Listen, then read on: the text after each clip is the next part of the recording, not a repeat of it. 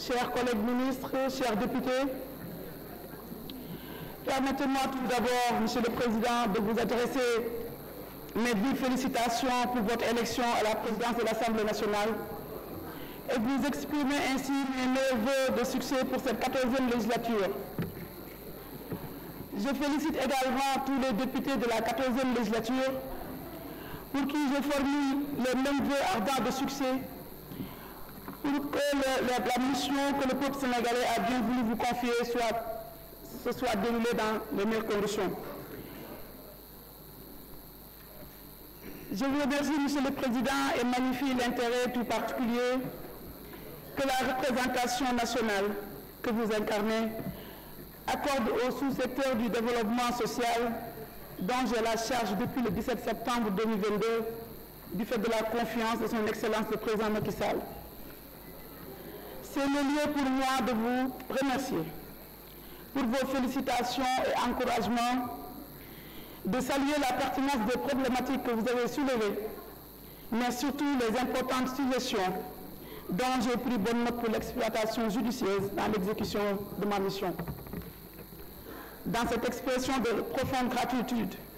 honorables députés, je me permets de faire une mention particulière à mes sœurs, mes chères sœurs du collectif des femmes parlementaires, pour le soutien précieux et multiforme que mon département ministériel a toujours bénéficié de leur part. Chères sœurs, je voudrais vous réitérer ma disponibilité et mon engagement à œuvrer avec vous dans la prise en charge de l'agenda de la femme sénégalaise. Et je sais compter sur votre expertise, votre expérience et surtout votre compétence en qualité de parlementaire pour étudier et adapter les textes législatifs susceptibles de renforcer le dispositif de protection des femmes contre toute forme de violence. Les témoignages et encouragements que vous venez de formuler illustrent à merveille notre convergence de vues. J'espère bien disposer du même soutien pour relever les défis que je me suis fixés dans la matérialisation de la vision et la volonté du chef de l'État qui a érigé l'autonomisation des femmes et des filles, de même que la protection des enfants au rang d'un objectif transversal dans le plan Sénégal émergent. Monsieur le Président, honorables députés, le premier défi porte sur l'amélioration de la condition de la femme sénégalaise à travers une meilleure prise en charge du genre dans les politiques publiques et la réduction des obstacles à son bien-être et son autonomisation, notamment les violences faites aux femmes et les mutilations génitales. Dans ce cadre, s'inscrivent la construction d'un centre national d'accueil et de prise en charge holistique des victimes de violences basées sur le genre et l'installation de la plateforme de signalement et de prise en charge d'urgence des plateformes de prise en charge d'urgence des violences faites aux femmes et aux filles à travers surtout le numéro vert, le 116 qui vient d'être inauguré ce 25 novembre 2022 à l'occasion du lancement des 6 jours d'activisme pour les violences, contre les violences faites aux femmes et aux filles. Le deuxième défi est relatif au renforcement de la protection des groupes et familles vulnérables, avec notamment l'achèvement et l'inauguration en 2023 des 197 infrastructures de base réalisées par le PALAM et le PADES, mais aussi le financement des micro-projets pour les femmes avec le Fonds national Crédit Femmes et le Fonds national pour l'entrepreneuriat féminin. Il s'agit également de l'enrôlement des femmes actives dans le programme d'alphabétisation du PALAM, mais surtout l'octroi de bourses économiques à travers le PADES, le PAREM et le PASNEC. Le troisième défi est relatif à la protection des droits des enfants. La priorité reste et demeure l'éradication du phénomène de l'errance et de la mendicité des enfants. Les efforts entrepris ces dernières années ayant permis de sécuriser plusieurs milliers d'enfants sénégalais et étrangers seront poursuivis et renforcés en collaboration avec les acteurs qui adhèrent à cette option et acceptent d'agir avec le gouvernement pour que l'enfant soit à l'école ou au dara ou en famille, ou dans une structure spécialisée telle que le centre Guindi, les centres d'accueil et d'assistance pour les enfants en difficulté. Et la rencontre que le chef de l'État accorde aujourd'hui avec les DARA au CICAD est d'ailleurs une belle illustration de la détermination de l'État à renforcer l'appui des DARA. Cet effort sera articulé au renforcement du paquet de services en faveur des tout-petits et l'amélioration du taux national de préscolarisation qui était de 17,6% en 2019 avec un investissement attendu de plus de 10 milliards dans le cadre du projet Investir pour les premières années pour un développement humain au Sénégal, le PIPADSH, financé par la Banque mondiale. Le dernier défi porte sur le positionnement des femmes dans le système de production de biens et services, autrement dit, l'émergence de véritables championnes. Dans ce cadre, un renforcement exhaustif, un recensement plutôt exhaustif des organisations de femmes, formelles comme informelles, et la structuration de leurs besoins sera bientôt lancée sur le territoire national. Et le résultat de ce chantier alimentera, entre autres, les assises de l'entrepreneuriat féminin et l'autonomisation des femmes prévues en début d'année. Nous y reviendrons dans les explications ou dans les interpellations. Sur ce rapport, nous prévoyons de mettre en place en phase pilote un nouveau programme de structuration des chaînes de valeur dans lesquelles évoluent les femmes, autrement dit promouvoir les femmes entrepreneurs pour en faire de véritables industriels et renforcer les unités de production, garantissant ainsi une meilleure participation des femmes à la croissance. Il s'agit également de veiller à l'achèvement des chantiers qui sont déjà en cours. Le CEDEF de Kaffrine et de Kaolack en construction, et ça me permet de répondre à l'honorable Aïssatou Ndiaye. Le CEDEF d'Oussy, achevé et équipé, dont l'inauguration est prévue mi-décembre, mais également les 13 infrastructures de production et de transformation des produits agricoles pour les femmes dans les régions de Louga, de Saint-Louis et de Matam qui seront également inaugurées très prochainement. Ces nouvelles réalisations viennent consolider les importantes avancées dans les mécanismes de financement du ministère, à savoir le Fonds national pour l'entrepreneuriat féminin, mais également le Fonds national crédit pour les femmes. Monsieur le Président, honorables députés, c'est autour de ces 4 défis que seront structurées les actions de mon département, avec un focus naturellement sur la vulgarisation de la loi portant sur la criminalisation des actes de viol et de pédophilie,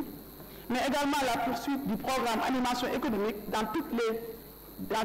les régions du Sénégal et également pratiquement dans tous les départements, mais surtout renforcer le programme de retrait des enfants en situation de rue. En soumettant à votre vote le projet de budget de mon département structuré autour de 4 programmes, le programme famille et genre, le programme enfance, le programme autonomie économique des femmes et le programme pilotage, gestion et coordination administrative, je demeure convaincu que dans l'exercice de cette mission exaltante qui m'a été confiée par le chef de l'État, son Excellence le Président Macky Sall, votre soutien ne me fera point défaut pour me permettre de prendre en charge les préoccupations de nos concitoyens que vous avez bien voulu partager aujourd'hui à travers vos différentes interpellations. Ainsi, pour en venir aux interpellations spécifiques, je commencerai bien entendu par la violence, étant donné que nous déroulons actuellement les séjours d'activisme contre les violences faites aux femmes et aux filles dans le cadre de la campagne nationale Ça suffit, Nadak Mbamodal, que j'ai lancé ce 25 novembre 2022. Et naturellement, pour répondre à ces questions, concernant les violences faites aux femmes, Monsieur le Président, honorable député, je viens de lancer le 25 novembre passé ce programme, cette campagne nationale Ça suffit, Nadak Mbamodal, pour exécuter pleinement les instructions du chef de l'État pour éradiquer les violences faites aux femmes et aux enfants. La campagne va se poursuivre durant les 16 jours d'activisme et jusqu'en mars sur tout le territoire national. Dans ce cadre, j'ai lancé également la plateforme de signalement et de prise en charge pour des cas de viol faits aux femmes et aux filles avec un numéro vert, le 116, qui était le numéro utilisé dans le cadre de la prise en charge des enfants en difficulté, mais qu'on a voulu élargir en prenant en compte l'aspect, en tout cas l'approche famille. Donc nous avons proposé ce numéro 116 pour toute la famille finalement, parce que prenant en compte le signalement des femmes et des filles qui sont en danger, mais également les enfants. Et le chantier également de construction d'un centre national de prise en charge holistique, qui sera un guichet unique pour la femme en situation de violence, ou en tout cas victime de violence. Il s'agit donc d'un centre qui prendra en charge tous les soins médicaux que la victime aura besoin, mais également une prise en charge psychologique, une prise en charge juridique et judiciaire des victimes. Donc, en dehors de cette construction qui est lancée à Grand Yoff, nous prévoyons la construction de centres régionaux envisagés à Tambacounda, mais également à Kaolack, comme des régions pilotes pour ces centres holistiques de prise en charge pour les femmes en situation de violence. Ça me permet aussi, Monsieur le Président, de glisser rapidement sur les questions autour du programme enfance. Les préoccupations des honorables députés ont essentiellement porté sur les mesures préconisées par mon département en matière de prise en charge des enfants. À ce niveau, nous comptons redynamiser les comités départementaux de protection qui seront installés dans tous les départements. Ce dispositif de veille et de prise en charge de la protection des enfants présidé par les préfets, avec une forte implication des acteurs locaux, est un moyen essentiel de réponse à la prise en charge et la protection des enfants. Donc, concernant les enfants de la rue, ou en tout cas les enfants dans la rue, les larges concertations avec les acteurs seront organisées. De larges concertations seront organisées pour bâtir ensemble une coalition forte autour de ce mal qu'il faut signaler ne concerne pas forcément les enfants des Dara. Comme on l'avait dit en commission ici, tout enfant de la rue n'est pas un talibé. Donc il y a des enfants qui sont dans la rue, qu'il faut identifier séparément aux enfants talibés et qu'il faut prévoir des traitements différents. Parce que les talibés ont des Dara et les Dara sont les réceptifs. C'est différent des enfants qui sont dans la rue, qui ne sont pas des talibés. Et d'ailleurs, pour les Dara, l'État va poursuivre son programme de modernisation et mon département, à travers le PIPADSS, qui est le programme de la Banque mondiale, va construire 14 Dara modernes en 2023 et 81 cases de tout petits sur l'étendue du Sénégal et 13 CTP qui seront réceptionnés avant la fin de l'année 2022. En ce qui concerne donc la facilitation de l'accès à l'état civil aussi, 272 centres d'état civil ont été reçus et des dotations sont enregistrées à ce niveau. Donc c'est pour résumer un peu les interpellations sur les 3 programmes. Concernant l'autonomisation économique, et après je vais revenir un peu en Wolof pour renforcer les éléments de réponse. Concernant le programme autonomisation économique des femmes, les actions envisagées pour avancer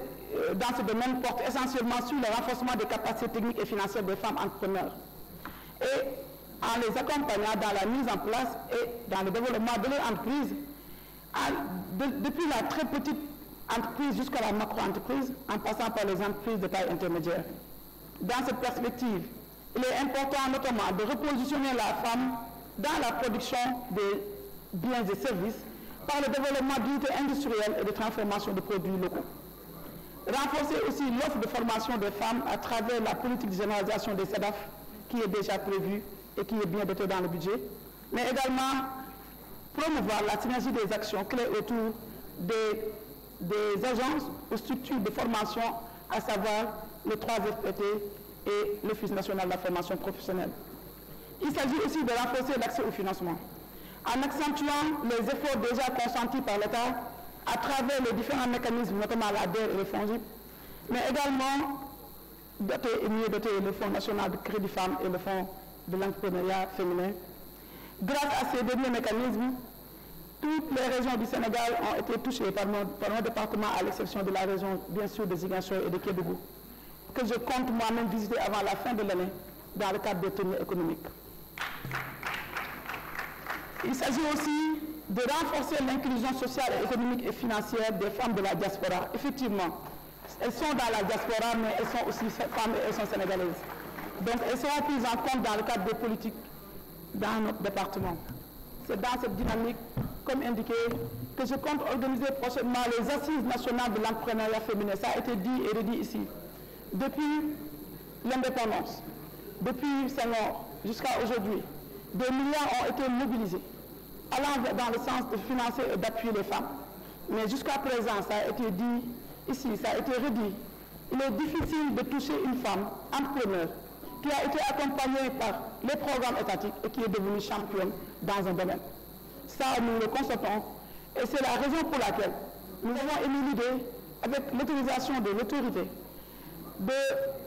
d'insister sur les assises de l'entrepreneuriat féminin pour non seulement évaluer les milliards qui sont déjà orientés dans l'entrepreneuriat des femmes, mais également proposer d'autres mécanismes. Il s'agit pour nous de se dire que nous allons repenser le modèle de financement et proposer de nouvelles approches pour mieux impacter et mieux toucher la femme entrepreneur et mieux encadrer. Et donc c'est en ce sens que nous sommes rassurés de constater que vous portez les mêmes préoccupations que nous et que nous allons ensemble travailler dans le cadre de ces recensements des organisations de femmes, en profiter également pour demander les besoins de ces organisations pour pouvoir les constituer en réponse politique. Donc on est toujours dans le cadre de repenser le modèle de financement des femmes. Dans ce cadre aussi, nous comptons utiliser, comme vous l'avez également souligné, la dimension famille, donc qui globalise les acteurs dans la famille, pour ne pas seulement focus sur la femme, mais essayer de prendre en compte femmes, enfants, et généralement toutes les formes de violence qui intéressent la famille. Ce n'est pas forcément les violences physiques comme la noté des honorables ici. Il s'agit véritablement de violences économiques, il s'agit véritablement de violences psychologiques,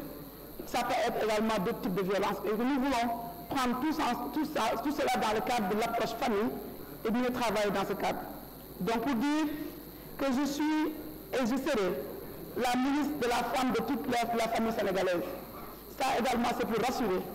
cette dimension de ministre de la femme qui transcende les clivages politiques,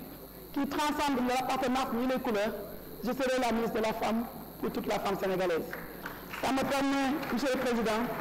de résumer un peu les éléments de réponse à Wolof pour dire que effectivement les interpellations